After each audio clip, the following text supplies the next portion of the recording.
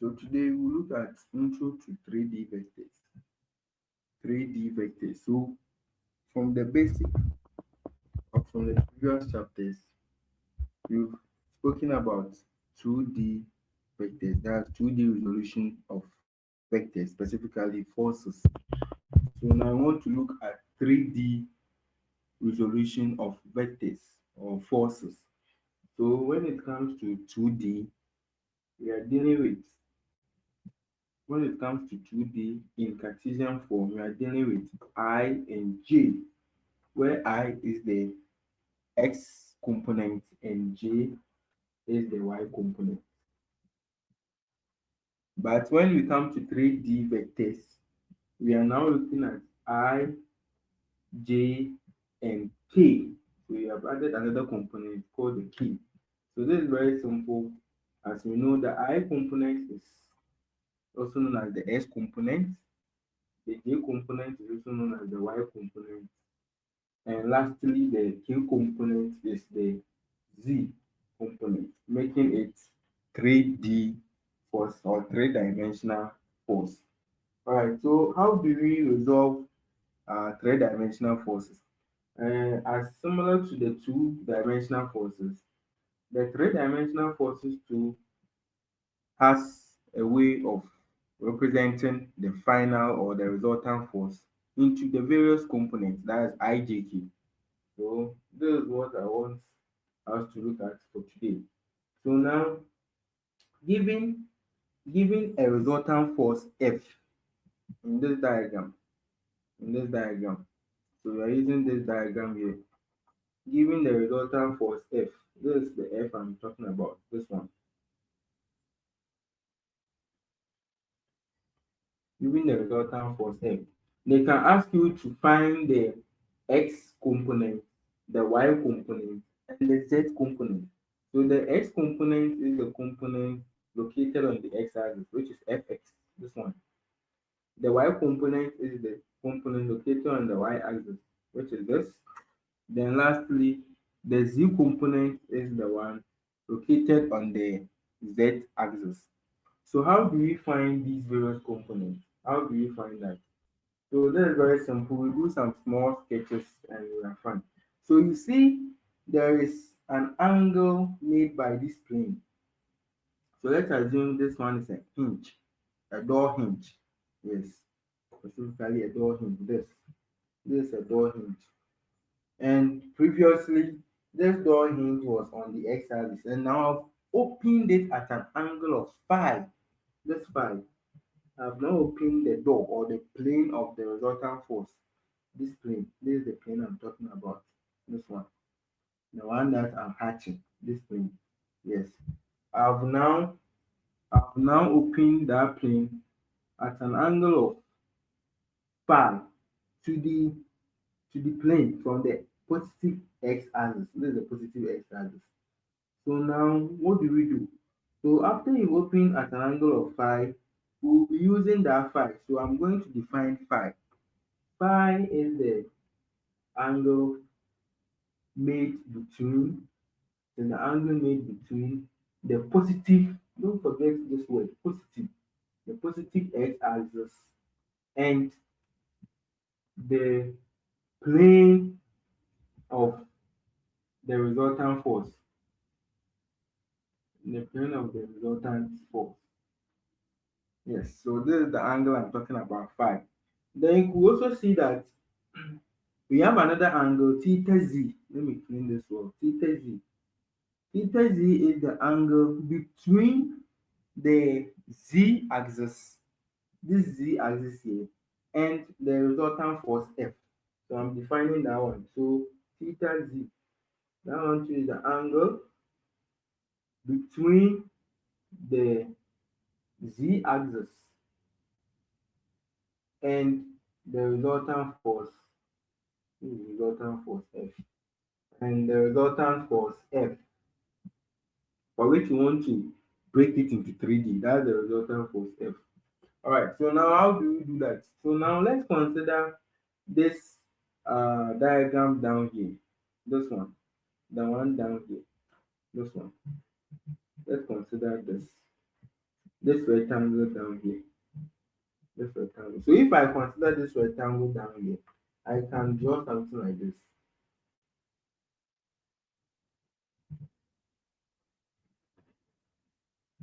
I can draw something like that.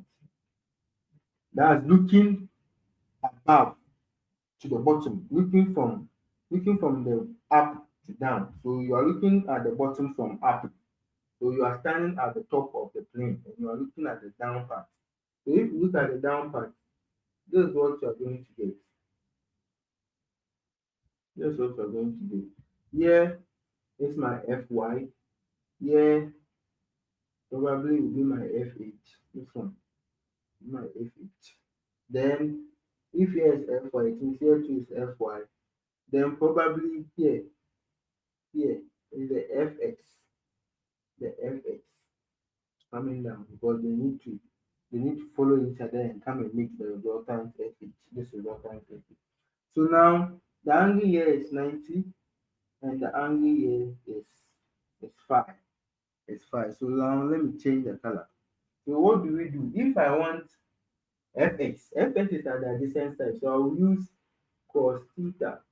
Oh, sorry, cos phi because it's 5. Cos phi,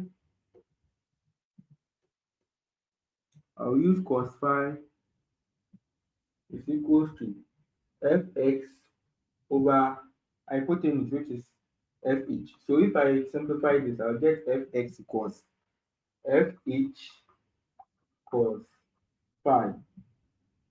Then if I want Fy is at the opposite side, considering this phi here. If you consider this phi, Fy is at the opposite side. So I'll use sine phi is equals to opposite, which is Fy over hypotenuse, Fh. Fy is therefore equals to Fh sine phi. Where are these Fh coming from? You will see where it's coming from. So now that I've looked at the bottom from the top, well, this is what I mean. I looked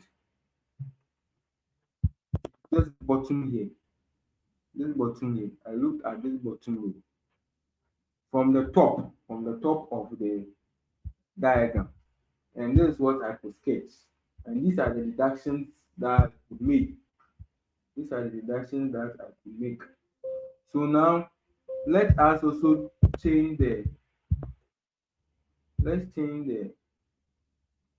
the point of view from top and now come to the left.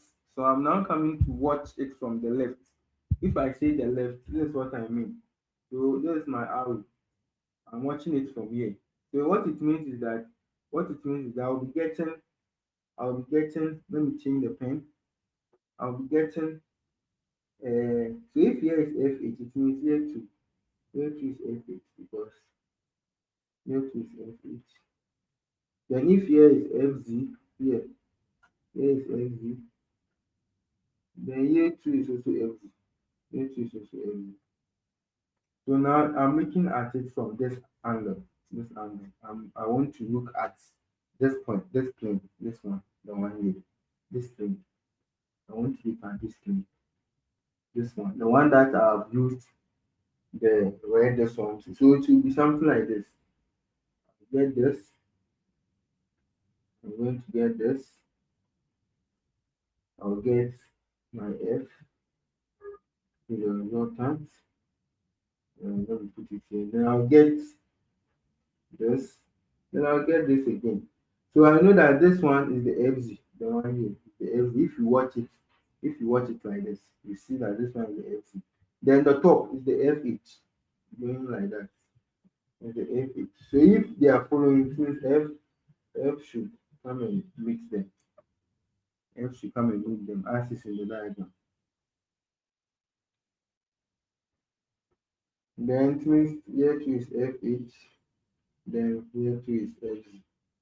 Then what is my theta Z? Theta Z is between Z and F. So it's here. Theta Z is here. This is theta Z. So now let's deduct what we could get from this. Let's do the deductions. So if I want, of course, I've gotten an expression for Fy, which is this Fy. I've gotten an expression for Fx, which is this. So So probably I'm looking for an expression for fz. Fz. So fz, considering this, yeah, it's 90. So considering this angle, fz is at the adjacent side. So I'll use cos. So I'll say fz over hypotenuse, that's adjacent over hypotenuse, which is f. The resultant f, f is equals to cos theta z. So if I want fz, fz will be equals to f cos theta z, where f is the resultant force we want to break it into 3D. So now, as for fz, it is gotten because I don't have any new variable there. F is the resultant force they will give me in the question. Theta z is the angle between the z axis and the resultant force F. But when you come to these two parties here, that's Fy and Fx, you could see that Fy contains Fh, this one. Fx also contains Fh. Where are these coming from? We don't need them. So if you don't want Fh, then it means you need to substitute Fh in terms of another term. So in place of Fh, you will place another term there. That's what I mean. So now let's see. Fh, considering this theta z, is at the opposite side. So I will use sine theta z to be equals to opposite, which is Fh over hypotenuse, which is the resultant force F. The resultant force F. So if I want Fh, Fh will be equals to F sine theta z. So this Fh that I've been seeing, this is their expression. That's F sine theta z. That's equals to Fh. So now what it means is that this intro to 3D, we can do it in three methods. This is method one. We can do the resolution of a resultant force into 3D using three methods. The first one that we are looking at now is what I'm calling the blue triangle equations. Blue triangle equations. Second one is the coordinate, and the last one is the lambda method. Lambda method. You understand all this? Understand them. All right. So now this one coordinates or lambda. So then the second method will be, let me be a little bit specific, directional cosine. The second one is the directional cosine. So the methods are three: blue triangle equations, coordinate or lambda method, then the directional cosine. So we are treating the blue triangle equations first. So now what it means is fx, now my new fx will no more be fh cos phi. It will be fh in terms of f sine theta z, because we know fh. Then we will bring our cos phi. So that's the expression of fx. The expression of fy, so you can add I to show that this is the x component. Then fy will be, say, fh sine phi. I now know fh. Fh is f sine theta z. Then multiplying sine phi. This is the j component or the y component. Then the last one, z. Z is very simple. That's f cos theta z. And this is k hat. So these are the three things that you will need to find fx, fy, fz. The three things. What are they? You will need the resultant. You need the resultant force. What? F. This is the first thing you need. You need theta z and you need phi. So when the diagram is given to you, in order for you to know this is a blue triangle, normally the problem comes to you in blue, blue and red, or blue and other color representation. So whenever you see blue, talking about resolution, my friend, it might not be blue triangle, but the possibility of being blue triangle method is high. That's where the name blue is coming from. That's where the name blue is coming from. And in our next module, I will try and get you some diagrams. We will be playing with the theta z's, the phi, how to find all these ones. Then we would look at how it goes. So for now, this is the blue triangle. If you want to find the resultant force F, which is here, F, this F, you want to find the resultant force F into IJK. This is IJK. Then what you need is you will need your phi and your theta z in addition to your F, which is the resultant they will give you. So I immediately have these three, you should be able to find IJK. You should be able to find IJK. Thank you very much.